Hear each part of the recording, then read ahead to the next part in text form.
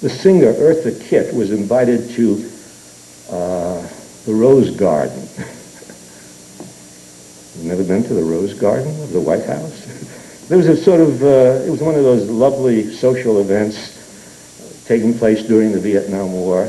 And Eartha Kitt, who was just supposed to be a singer, just an artist, not paying any attention to the world, raised her voice and said, "Why are we in Vietnam?" It was shocking.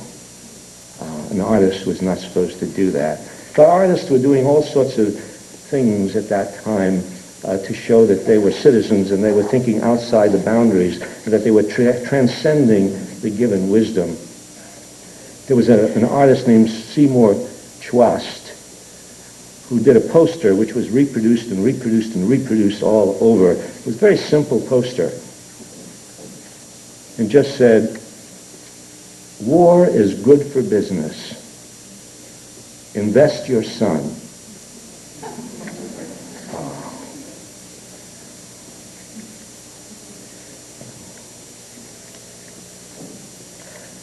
I recommend to you a book called The Indignant Eye, edited by Ralph Shikes. The Indignant Eye. And it's a book of commentary and drawings and etchings from the 15th century down to our time, about the artist as social critic. Goya and his all sorts of, 82 etchings on war, the disasters of war. Something worth looking at. There's great music that was brought forth during the Vietnam era by artists who insisted on not just being artists and musicians, but who were so moved by what was going on in the world they had to say something. And so Bob Dylan wrote his song, Masters of War. Now, if you haven't heard Dylan sing Masters of War, you should immediately rush out and get it. Masters of War. I'll just read a little of it. I'm certainly not going to sing it. Come, you masters of war, you that build the big guns, you that build the death planes, you that build all the bombs, you that hide behind walls, you that hide behind desks. I just want you to know I can see through your masks. You that never done nothing but build to destroy, you play with my world like it's your little toy. You put a gun in my hand and you hide from my eyes and you turn and run farther when the fast bullets fly. I'm skipping a few stanzas. You've thrown the worst fear that can ever be hurled, fear to bring children into the world. For threatening my baby, unborn and unnamed, you ain't worth the blood that runs in your veins.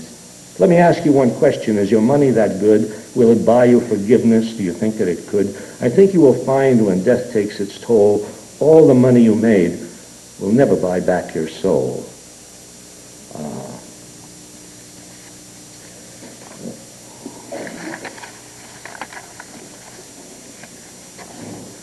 And you get the impression that I'm against war. And that I think at a time when all the bugles are blowing for war and all the voices on television and the government spokesmen and the media people are not questioning, are getting in line. And they're not questioning, should we do this? They're questioning, how should we do this? Should we use ground troops or should we use the airplanes?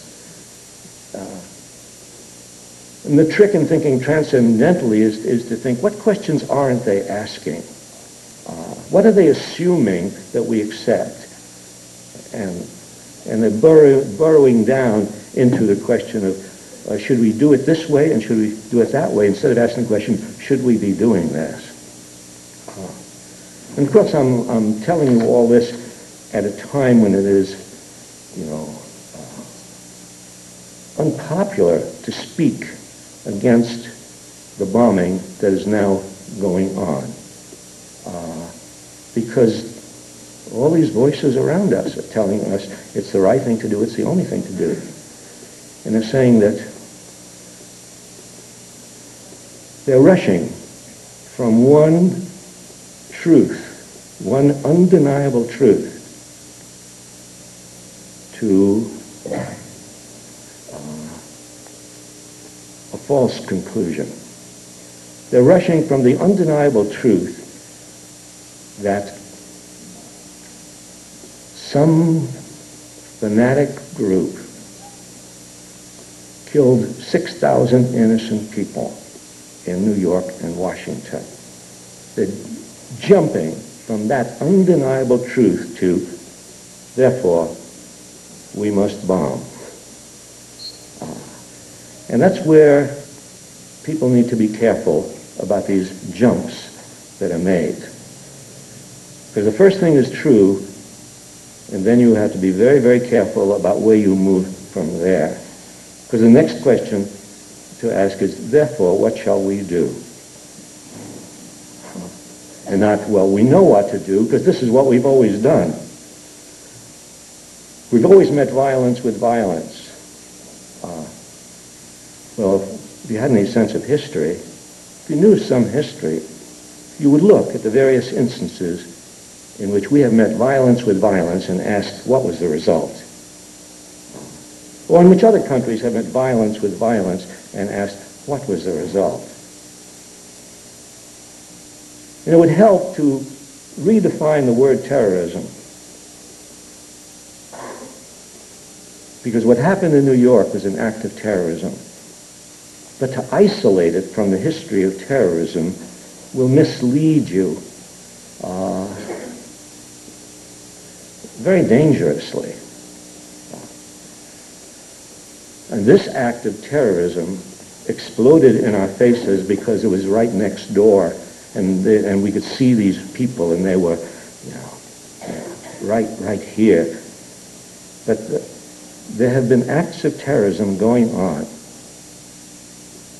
for a long time all over the world. And the idea of bringing that up is not to diminish what happened, and not to minimize the terror of what happened in New York, but to enlarge our compassion beyond that. Otherwise, we will never understand what happened and what we must do about it.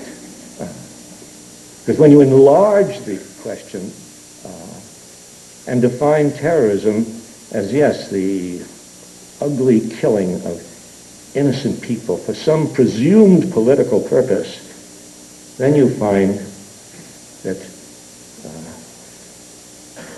all sorts of nations have engaged in terrorism, as well as individuals and groups, and that there is such a thing as state terrorism, along with individual and group terrorism.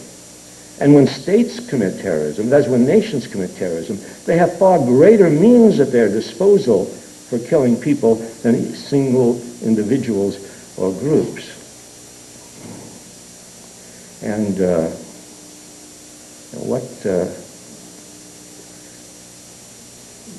United States has been responsible for acts of terrorism. Now, it's difficult to say that. When you say that, people say, well, you're trying to minimize what was done. No, not trying to minimize. Trying to enlarge. Trying to broaden our scope. Trying to understand. The United States and England have been responsible for the deaths of large numbers of people, of innocent people in the world. And it doesn't take too much history to see that, to think of Vietnam, to think of Laos and Cambodia, to think of Central America, to think of 200,000 dead in Guatemala as a result of a government that the United States armed and supported. I know all this is unsettling. We don't want to hear criticism of the United States government when we have been the victims of a terrorist act. But we have to think about terrorism in